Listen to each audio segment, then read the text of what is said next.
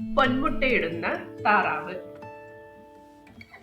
ഒരിടത്തൊരിടത്ത് പാവപ്പെട്ട ഒരു കൃഷിക്കാരന് വളരെ ഭംഗിയുള്ള ഒരു താറാവ് സ്വന്തമായി ഉണ്ടായിരുന്നു.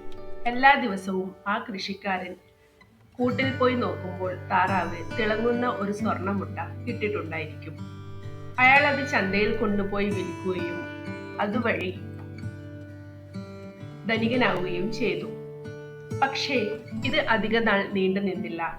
എല്ലാ ദിവസവും ഒരു മുട്ട മാത്രം ലഭിക്കുന്നത് ഓർത്ത് കർഷകൻ നിരാശനായി. പെട്ടെന്ന് ധനികനാവാൻ അയാൾ ആഗ്രഹിച്ചു. ഒരു ദിവസം പണമൊക്കെ എണ്ണി തിട്ടപ്പെടുത്തി വെച്ചതിന് ശേഷം അയാൾക്ക് ഒരു ആശയം ഉദിച്ചു.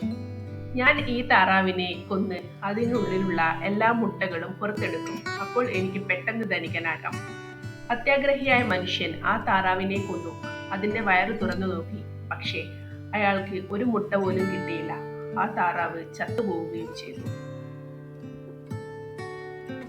അത്യാഗ്രഹം ആപത്താണ്. കൂടുതൽ നേടാൻ ആഗ്രഹിച്ചാൽ ചിലപ്പോൾ നമുക്കുള്ളത് കൂടി നഷ്ടപ്പെടും.